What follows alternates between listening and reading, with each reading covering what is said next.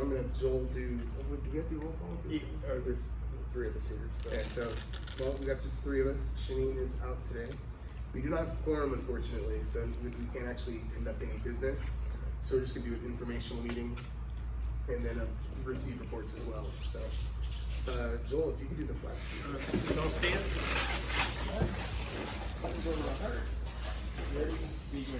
I pledge allegiance to the flag of the United States of America and to the republic for which it stands, one nation, under God, indivisible, with liberty and justice for all.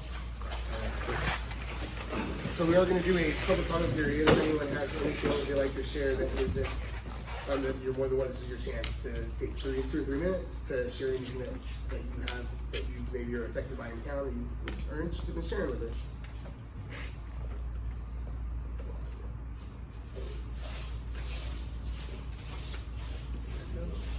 Perfect. So we're going to go to the community leaders report.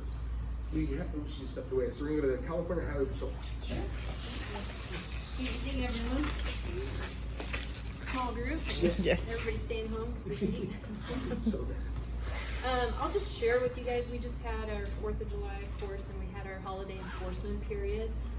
In the past, it's known by the maximum enforcement period. Now we've designated the holiday enforcement period, so that's kind of a change for our department.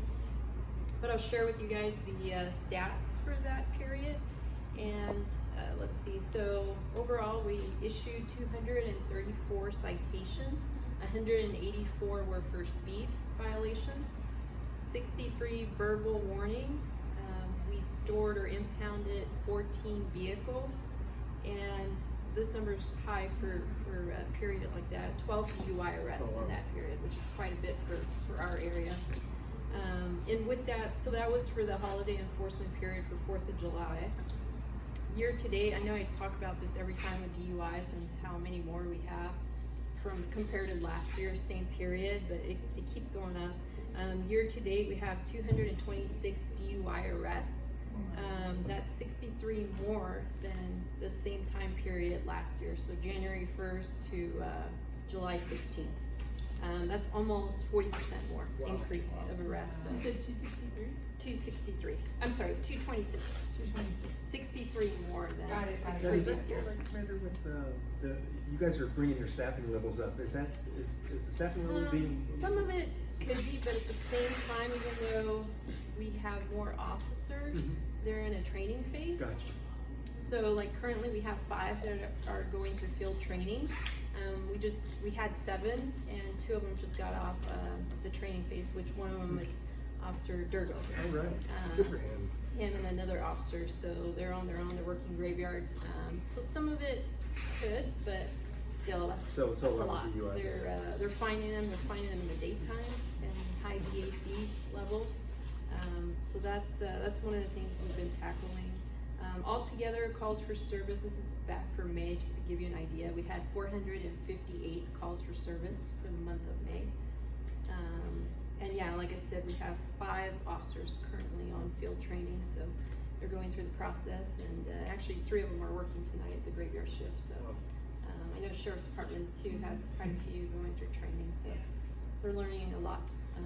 Do you have any more updates on your new vehicle, the SUV?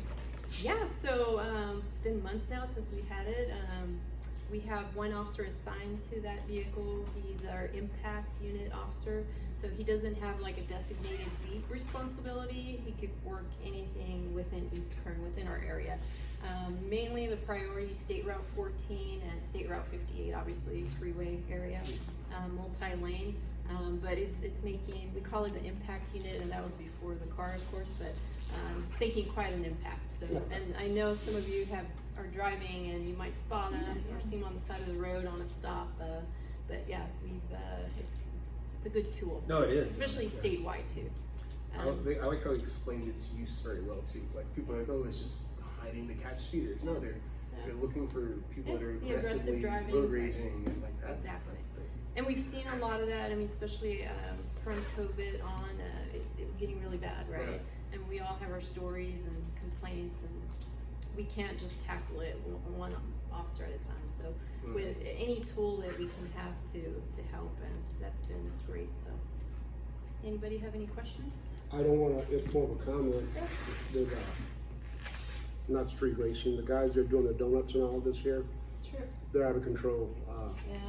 And I know between you and the sheriffs, you probably have other things that are going on, but my concern, they tend to get real rowdy with it, hit someone and take off or whatever, but just, I've been up and down going from my home to my mother-in-law late night, and these folks are out.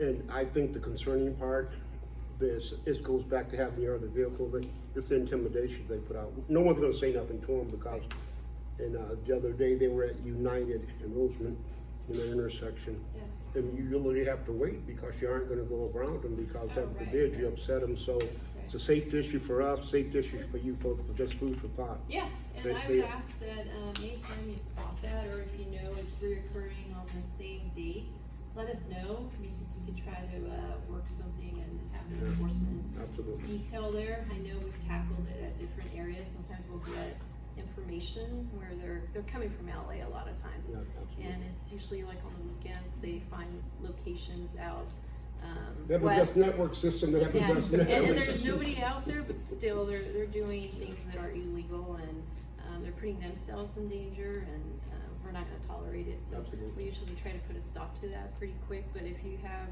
specific locations or times, let us know. Absolutely. We'll try to tackle that. Yeah. Thank you, Anybody? ma'am. Yep. Hey, Thank you. Move back to the Cook County Sheriff's Office. I wasn't as prepared, so. So we're just looking for really anything that you think you've experienced in the last month that's worth sharing with us, anything that's happened, department wide. And then if anyone has any small questions they may ask, Okay. I won't let you get bombarded ever. So if you're here, that people, I get it. I did look up statistics for Kern County or not Kern County, but Roseman. Between the last meeting to now, there was over 500 calls to service for the sheriff's office. Wow. In here? Yes. Oh my. That does include routine checkups though, so we'll conduct our own patrol checks. But lately, I'm sure you guys have seen, we've been having 2 people in the car. What that means is we have trainees with us. I know myself, my partner who's normally on, a couple of night guys, they're all training officers. So if you ever see 2 of us in the car, one of them is going to likely be a trainee. So we've been having a lot of them coming out trying to teach them the ropes. So I'm sure you've seen us being out and about and being proactive. It's primarily because of trainees, but also because now we have our own substation and we're trying to clear out the area. We had a deputy who was supposed to be assigned to the Roseman substation. Unfortunately, he failed the field training program. So he won't be coming out here. We do have one who should be completing the training program on the 9th. So she'll be out here officially on that date. And then we have another one who's starting the program the end of this month. So in about 4 months, if he passes, we'll have another deputy out here as well. Well, I have a question. How long does an FTO or field training last? So it's about 16 weeks if they pass. If they don't pass, they can get extended up to 4 weeks at a time. So anywhere from, we could say 4 to 6 months. From what I'm hearing, part of being part of the Sheriff's Advisory Council, you guys really work with them to get them to pass. So, Yes, so yes. there's some serious concerns if they can't get through. If they're struggling in a certain field, primarily they'll try to put them with an officer who's specialized in that field. So if they're having issues like report writing, commonly they'll come to me. If they're having issues with like driving tactics, they'll go with someone who's a driving instructor. We really try to push that they get that extra effort, or we'll even set time aside on our days off to go meet with them and try to get them up to speed. So that's why you guys go above and beyond. Yeah. Above and beyond to get them through. So if they that's don't good. pass, it's on their own free will, because we definitely put in the effort to try to get them to pass and get on the streets. So anytime that you have a new deputy, if you can, feel free to bring in a meeting. We'd love to meet them and say hi. Absolutely. Are I was on the last one. I was almost going to, but unfortunately we got cut off. Since you guys are set up now here in Roseman, are you set up to where, let's say we have some seniors who aren't computer literate, can people walk into the station and make counter reports? Yes. Okay. Oh, wow. So that's awesome. it is open Monday through Friday, 8 to 5. Okay. However, I will say that Mojave takes priority. So if Okay. their clerk calls in sick or something happens, she will have to leave, and we will put a sign up that says temporarily closed. But for the most part, she's there. Roseman should be. Yes. they are trying, I know, to hire more clerks. So Yeah. hopefully that happens, and then we'll be able to be set up where she doesn't have to leave. Because we do only have the one right now. But yeah, she is available.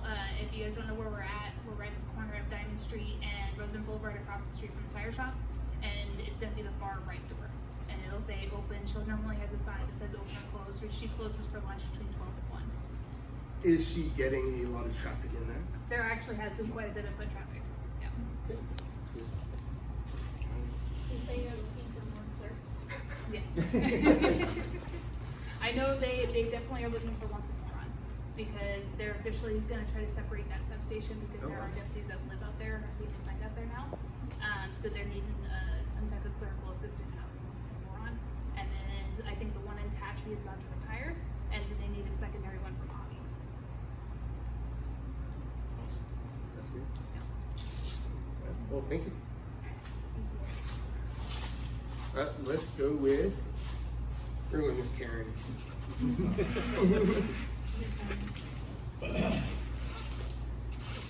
Until we get to the Chamber of Commerce lady.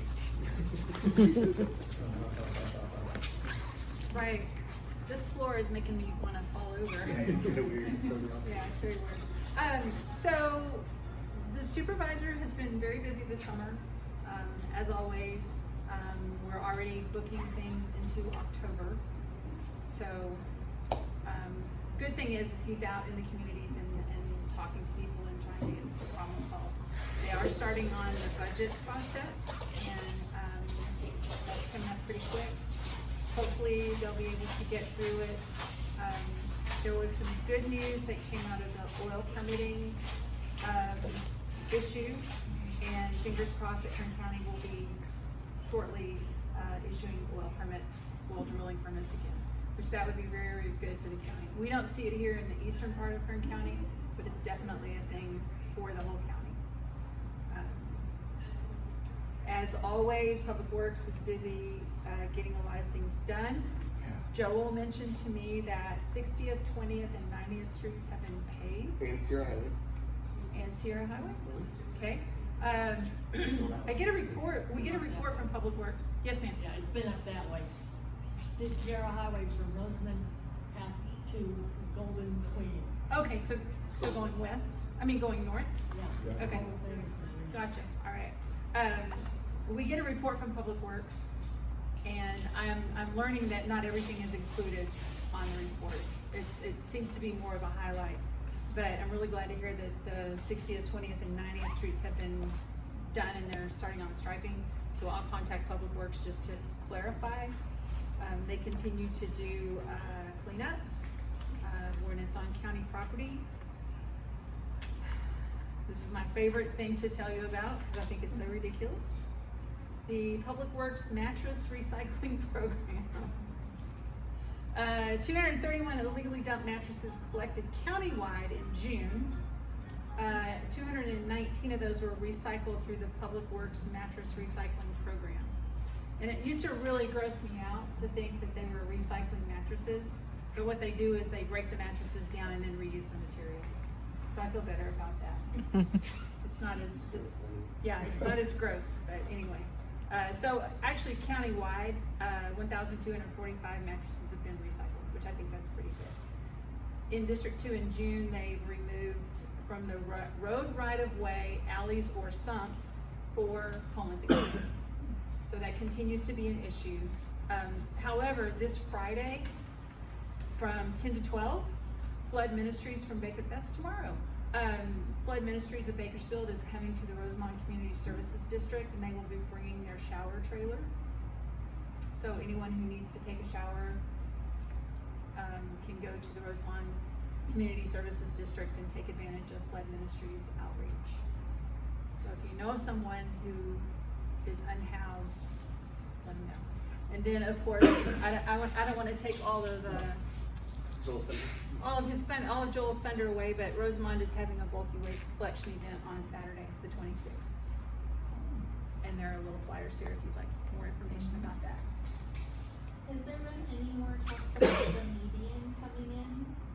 So the median project is still online to take place, and I believe construction on it should begin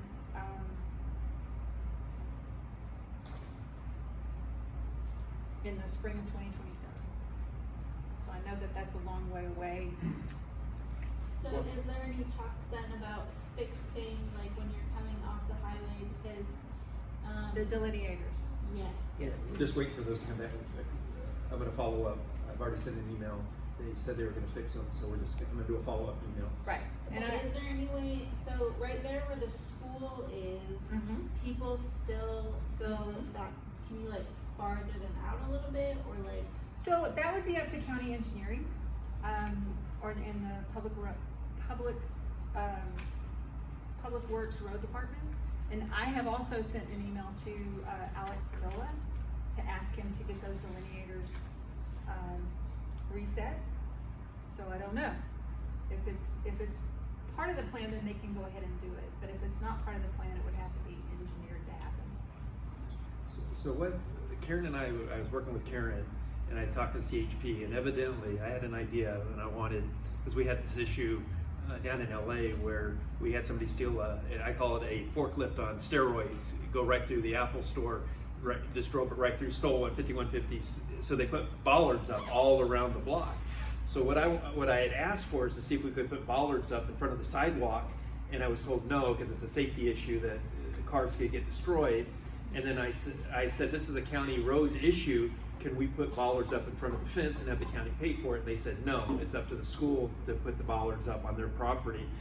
And then they said that they're going to be working on, I think it's the 26-27 year, 2026-2027, that they're going to do the cement medium from Sierra Highway all the way up to Glendowers. So I don't think we're going to get anything done by the from the county up until they get the cement mediums in.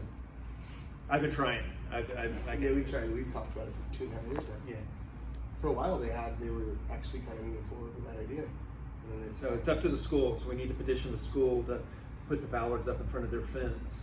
Because I told them, I said, I mean, we've had 2 cars hit the fence. I told them, I said, it's not a matter of if another car is going to go through. Right now, it's a matter of when another car is going to go through, and hopefully it won't be during the day when the kids are out on the playground. So something definitely needs to be done. So. You know, at the end of the day too, that parking is gonna get a whole lot worse for all of the turn-in, because they're putting no parking signs along all of the fences, so they're gonna have us tell everybody to move. And that is a thing, and I noticed that on a school day when I was in Rosemont at, whenever school lets out, and there were no parking signs like at Rosemont Elementary School.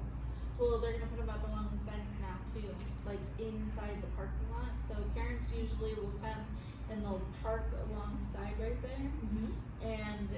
But now they're not gonna be able to do that, so it's gonna be even longer of a line. On the street.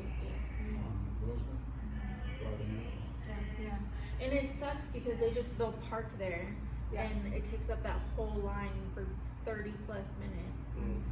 Yeah.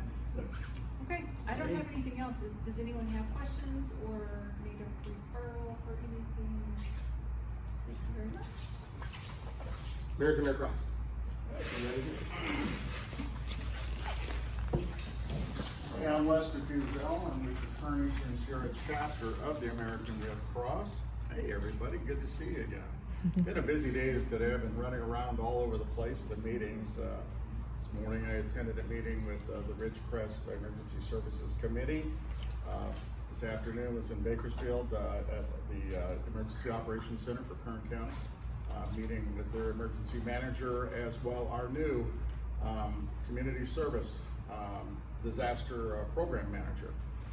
We have been without that position for about 7 months now.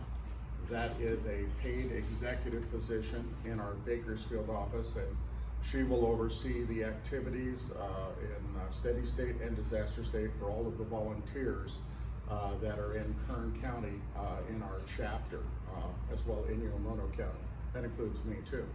So, but for Ridgecrest, for the most part, as far as disaster action team responses, fortunately, we've had no significant structure fires recently. A few months back, we did have that structure fire that involved the 2 houses, and we were able to provide services there. But we haven't had 2 recently, so that's good. Always love it when we don't have fires and people become unhoused. No shelter deployments recently either. We are sponsoring and having on the 26th, which is next Saturday, our first foray into Ridgecrest, Roseman, we're going to be doing our on-demand smoke detector installations. So there are folks that signed up a while back, and so we are going to be getting them, and we're going to be installing smoke detectors in their homes. I think currently we have about 9 or 10 homes. I have to do some finalization and work out the schedule. But we'll have a team of 3 installers that will be going out, meeting with our folks, installing brand new kitty smoke detectors. They're 10-year smoke detectors, and with lithium batteries. So it's real good. Also, we'll be talking to them a little bit about home fire safety, providing some tips as well as how to care and feed their new smoke detector. So we're looking forward to that, and we continue to do that program. I'm personally working on looking at funding sources, and I'm kind of detailing specifically how we're going to do that with the Red Cross, with some of our partners who are anxious to meet with us and provide. And I'm looking particularly at trying to get more devices for our chapter, because it's a very popular program. And every time we're turning around, there's somebody else signing up to it. And you know, having been a firefighter before and realizing the importance of a working smoke detector at home in relation to saving lives, and from the Red Cross perspective, realizing that it increases survivability by 50% to have a working smoke detector. From our perspective as volunteers and the workforce, we're always happy to install them. The biggest impediment that we have has to be with the devices themselves. So we're working on getting those, and I'm working on trying to not so much circumvent but augment the inventory that we have, which is actually limited from nationals, so that we can get out there and get these installed. So I'm really excited about that. We do have a new Red Crosser that has joined, and she lives in Roseman. So I think she's onboarding now, and so we're working with her, and I'm looking forward to being able to work with her out here. Hopefully she becomes a disaster action team responder, and we're able to utilize her there. But for the other blue sky activities, such as the smoke detector installation, she'll be helpful as well if we have to set up and deploy a shelter out here. We do have some Red Crossers that from the chapter that are deployed in the Midwest, in Texas, to assist in the sheltering operations, as well as other supportive actions of the Red Cross. So we remain busy that way. We're going to be reviewing our facility use agreements for our shelters that are in the community, particularly at the junior high school. And so we want to make sure that we have the contact numbers proper, so that in the event we need to redeploy, we can go ahead and use those also too. And for the most part, I'm kind of going off my notes from the earlier meetings today. So for the most part, nothing else that do I have to report. Is there anybody that has any questions? Lester, were you able to find out logistics of doing some CPR classes? You know, I did talk with our individuals. I talked with our individuals in training, and so they're going to get back to me. Okay.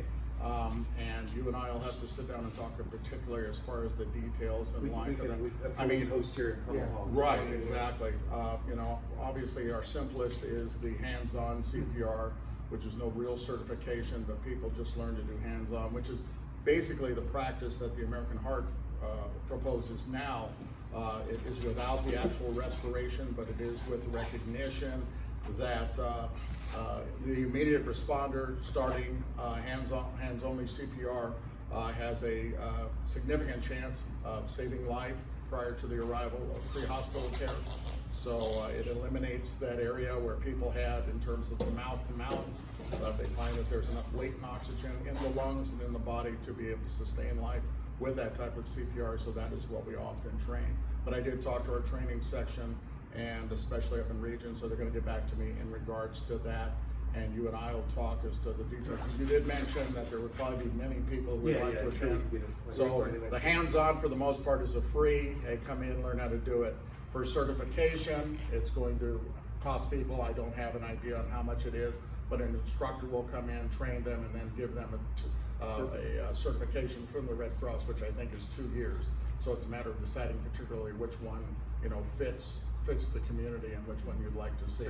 But I did bring it up to them, and they said, yeah, we'd be happy. So I'm kind of trying to nail that down, because I know I've had other requests for that too. So that does remain on my list of things that I definitely want to make happen. So other than that, I think that's it. Just other than the fact that I am continuing my social media outreach with the community on Facebook. I'm always posting messages in regards to what the Red Cross is doing locally and throughout any disaster preparedness information, as well always asking for volunteers. So anybody who wants to come in and work in a humanitarian mission, low impact, real low impact. We're not calling you every day. Sometimes we may not call you every week, but you do make a difference when it's necessary to help people who have been beset by disaster, have to leave their homes, and either we support a shelter or through our disaster action team, help them as they begin through recovery. So anyway, that's all I've got for today. Thank you. All right, sir. Thank you. Let's see. Gretchen, do you have anything to share? No, because the Historical Society is dark during the summer. If we can have the beautiful lady from the Virgin Chamber of Commerce, prettiest woman in the room, sorry. So we have a new logo commission to kind of incorporate the big things of Roseman. So we have a jet for the Air Force, our solar and windmills, the checkered flag, and our high school and West Park school colors. So that's our new logo. You'll start seeing that a lot more. Cool. On Tuesday at 6, we're having our meeting for National Night Out. We're going to start planning, and our Armed Forces Day Parade Appreciation in September. We're going to start planning. Our next event is on the 27th, and that is our fundraiser for a little boy here in town. He has leukemia, so he's been at St. Jude's, but his family's really struggling, so we're raising money for the family for their expenses. That is on the 27th at Grocery Outlet. We have 7 food trucks so far. We're gonna have some vendors, and all fees and everything go straight to the family that night. Our luncheons will no longer be monthly, they will be quarterly, just as much so we can get as many people in as possible, because attendance has been kind of low, and Heather and I both work full-time hours, so we're gonna do it quarterly, and I think that was it. I have a question. Because they're quarterly, this is what I was thinking. Because, like, if it's September, it would be October, November, December, January, right? Yes. So it would fall after your guys' big events. So So in September, how are you? Yeah. it should be before. It would be like 3 days before, but like, just like, you guys are going to be more on social media, like, for these events. Because, like, Yes. I know there's going to be events. Have Like, you seen? I've seen your flyer. I had to But like, find. are you on the new Facebook and everything? I believe I am. Okay. Yeah. So there's gonna be more posted there, Mhm. and then there will be more emails going out, and Okay. then there won't necessarily be luncheons, but we're having meetings. So we're having planning meetings. We're gonna have board meetings. Okay. And anybody at any time can come to the chamber with anything. Like if you. Okay, yeah, because prior, like before COVID, there was always a meeting for the chamber before RMAC. So it was like I believe it was Yeah, at so it would've 5. been today. Yeah, it would have been today at 5. And then right after RMAC would, start. So some people would stay, some people would go, depending on how they felt about it. So I didn't know that it was at 5. Yeah. Jean told us it was always at noon. No, Oh. so it's right before. It was right before RMAC. Yeah. Yeah. You're And finding then- more things out as you go. So, I mean, that's even a better time frame because It could Heather even and be I like can 5:30, like 30 minutes before RMAC. It's just a thought, like, because I know some of the meetings are going to be like right after the events. So I don't know, like, but if social media is big, we can always, I can hop on there and grab what I need. But like the more help, the better, because like Natalie offered to help more with Russell and like come in whenever they can, and that's huge. Like I even put out like asking for help for people, like. And you didn't get a lot volunteers of and correspondence. Oh, okay. stuff. So, but I mean, we're trying. No, you're doing good. You're doing great. There's just a lot all the time, and I don't know. Yeah, it just add me to the special meetings, and I'll see if I can make them. Well, if you can come on Tuesday at 6, Okay. that'd be awesome. Thank you, ma'am. That's it. So, I guess the only thing we cannot approve our minutes from last meeting, but we do have, like we've talked about, the budget meeting coming up. That's like the one thing I always get asked, Kelly, how can I get involved? Taking the time out of your day to go to Bakersfield with us twice a year is the easiest way you can get involved. We will help you craft your statement. You know, it's a 2-minute thing. We can help provide coaching as far as, you know, community members who have done this before. If you've never gone with us, it is incredibly nerve-wracking, but it's completely worth it, and it has to happen. I mean, the first time I gave a speech at the Board of Supervisors meeting, I gave a 4-minute speech in 2.5 minutes, and I don't think I took a single breath the whole time. I mean, but it has to be done. I mean, so Joel and I will definitely be there. I'm sure we're gonna try to collect as many people as we can to go. And when is this? When is the next one? The 28th, The 28th in Bakersfield at 6 p.m. and then the 29th at 9 a.m. And then again the next at 9. And you guys carpool and all that, or you guys all We take? can carpool. Just don't let Joel drive. No, It's you for don't. law enforcement, he drives like that out of Dodge Durango out there. I took a 6-hour drive with Karen, and she was ready to get us. She got So much. We went almost Arizona. Yeah, The that hours was won't ride in insane. the car anymore. We made good time. That's what you called it. If you had CHP, didn't you catch you? Director Webb, I'm sorry, do you have anything to share for the RCSD board? You know, things are going good at the district there. They've been doing a lot of maintenance. We just went through the budget. We're gonna be approving the budget, but I would say this, the community from a water sewer standpoint is in pretty good shape. We had talked before about the treatment plant out there and about setting up for maybe folks could do tours of it. But that plant we have out there, it got recognition throughout the country as being one of the top for the size, being a world-class type plant. And I will tell everyone this from a community standpoint. We are small in size, but if you look at the things that comes out of this community, be it the school district, be it us, be it what we're doing, we do a lot of stuff. And one thing I would argue, it's only 10 people doing it. But if you look at what we have going on in Roseman, you have Hydro Store, you have the gold mine folks, you have the concrete people out there. That's within arm's reach. And you have all this stuff here. I think we don't give ourselves credit, but the one thing that I'm glad that the district's going to be a part of as this community grows, we have enough water to supply the growth. And they're growing. Folks, these developers are coming in here. Affordability is a big thing, but this is not a bad place to raise your family. No, it's not at all. When you look at the end of the day, and since I've been sitting on the board, I see these developers come in, and sometimes I don't get to ask them, but where can you live in a safe neighborhood, buy a home for $500,000? You have a great school system.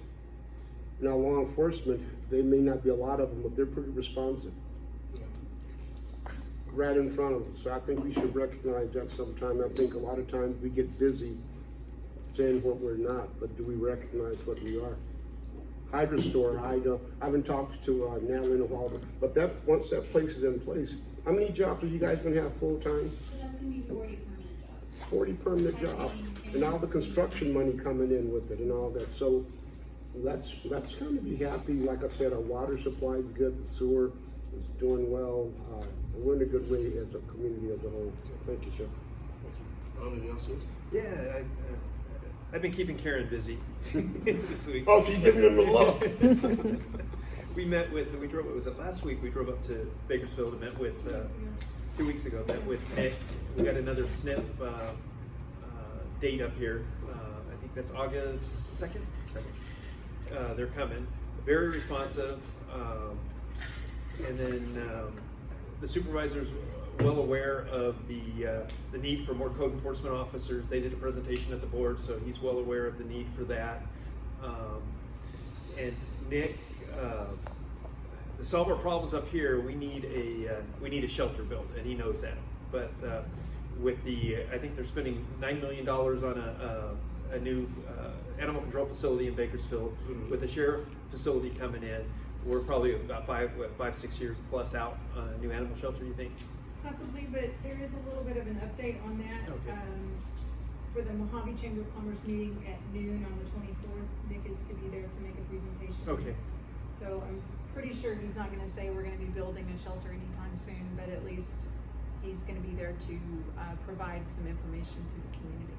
But yeah, we're still building those relationships, and when we offer these services, like with the health van coming out here, when the CHP puts on, you know, the car seat, and you guys still have your driving program for the young teens, and Yes, we do. so if we don't utilize that, we're going to lose it. We need to you know, get the word out there and utilize all these services that are out here. That's how we're going to get more services out here if we show the need that we're using them. So. Yeah, we were at the pool again today. It's busy every day. It's awesome. It's great. And then one of the things I found out, a shout out to Waste Management, I thought Waste Management partnered with the county on the bulky waste. This is something that Waste Management does out here for our community. And then I've been working with Public Works on getting a hazardous material day out here in Roseman. So where we can, your chemicals and stuff like that. So hopefully we're going to get on next year's schedule to be part of the rotation on getting a hazmat. And then Frank has done an awesome job. If you see, we can now dump bulky waste. We can dump computers, electronics, tires out here in Roseman. So I mean, they've been above and beyond for our community, Waste Management. Let's shout out to them. So like I said, we got a lot of good things going on out here. Cool. Well, that's it. I appreciate everybody. We do not really have to adjourn. I think we're done.